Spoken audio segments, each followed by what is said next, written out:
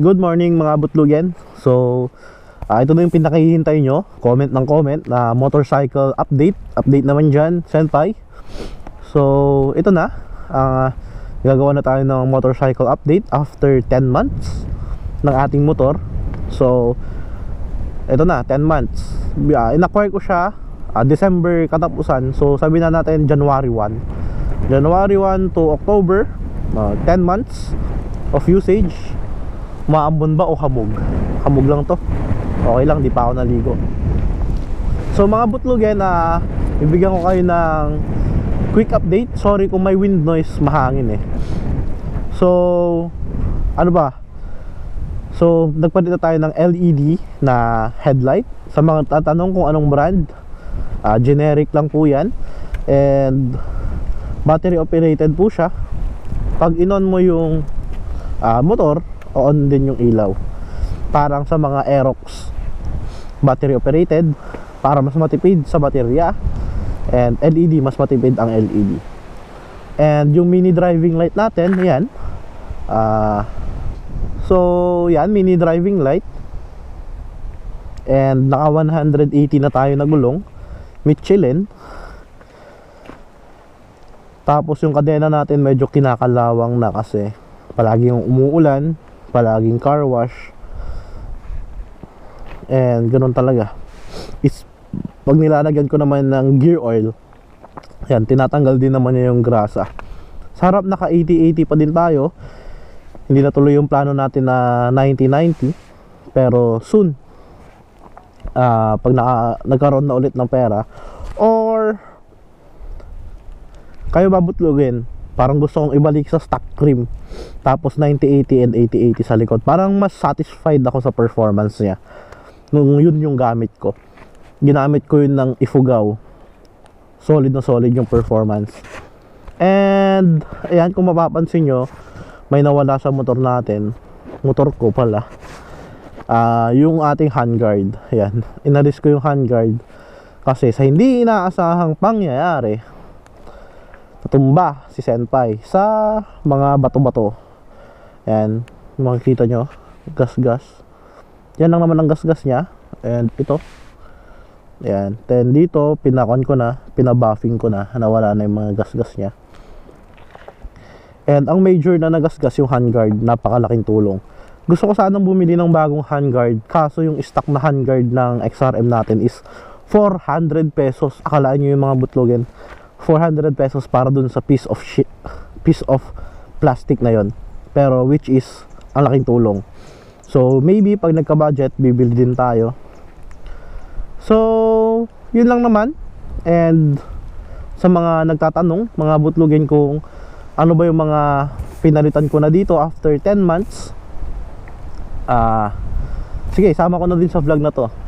So sa 10 months na pag-aari ko ng motor na to, mapapansin nyo, naka gold bolts na yan, pero hindi pa siya 100% gold bolts. Okay na ako sa gold bolts na yan.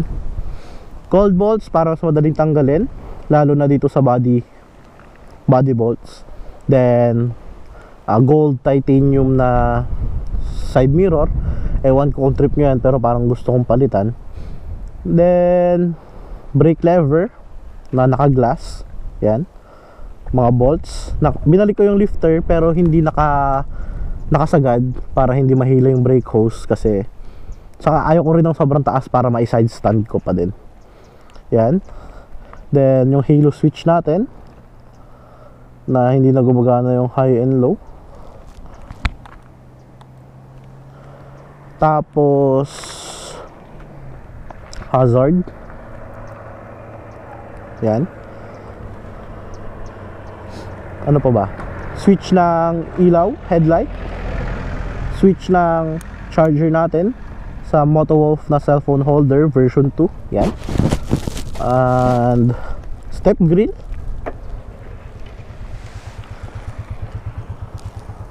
YSS na shocks.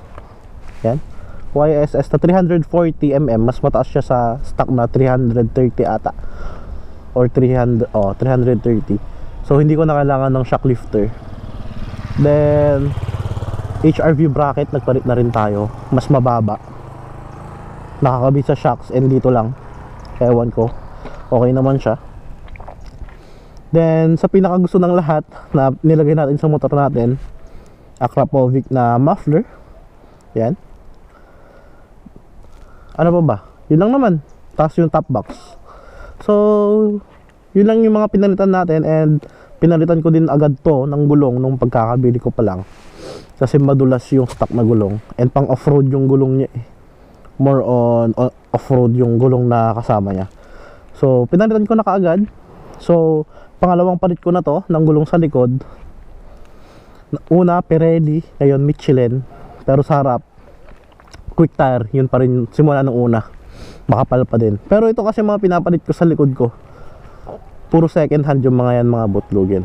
So yun lang naman yung mga kinabit ko. Stickers, mga fan lang ako ng One Piece and the Luffy, kasi nga yung aso ko Luffy din yung pangalan. And One Garage, shout out One Garage, Moto deck, fanboy. Ilang mga butlugin, motorcycle update after 10 months. Yun. Sa mga para lang naman yun sa mga nagtatanong eh. No major vlogs, update lang. Kasi nga umuulan-ulan, ganito naman yung sitwasyon. Pandemic na nga, tapos medyo maulan pa. So yun lamang mga butlugin. Ride safe sa inyo. Don't drink and drive talaga. And always know your limits, know your skills. Kung kaya mo, kaya mo. Kung alam mo nang hindi mo na kaya, slow down. So this is me, Senpai Dawu. Till next vlog. Peace.